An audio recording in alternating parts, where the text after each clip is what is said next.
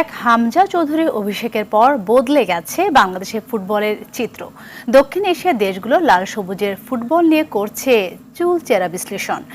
June উইন্ডোতে কানাডার জাতীয় দলের ফুটবলার শামিত সোম লাল সবুজের জার্সিতে খেলার আগ্রহ দেখিয়েছেন। সেই সঙ্গে ফাহমিদুল ছাড়াও প্রায় 2 ডজন বিদেশি ফুটবলার দেখার আগ্রহ দেখিয়েছেন, যাদের নিয়ে জুনে হওয়ার কথা উন্মুক্ত ট্রায়াল।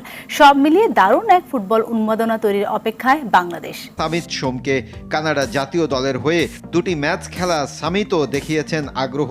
জুন উইন্ডোতে সিঙ্গাপুরের বিপক্ষে ম্যাচে তাকে পেতে সর্বোচ্চ গতিতে কাজ করছে বাফুফে। জুনে সিঙ্গাপুরের বিপক্ষে ঘরের মাঠে সে ম্যাচকে সামনে রেখে আরও অন্তত 2 ডজন ফুটবলার আগ্রহ দেখিয়েছে। ট্রায়াল দেওয়ার জন্য তৈরি তারা। এরই মধ্যে অনূর্ধ্ব 19 দলের প্রাথমিক ক্যাম্পে ইংল্যান্ড থেকে আগত এলমান মতিন ও ইতালি থেকে আসা আব্দুল কাদের। ইতালির 4র্থ স্তরের একটি ক্লাবে খেলেন আব্দুল কাদের, আর ইংল্যান্ডের 3য় স্তরের একটি ক্লাবের বয়সভিত্তিক দলে খেলেন এলমান।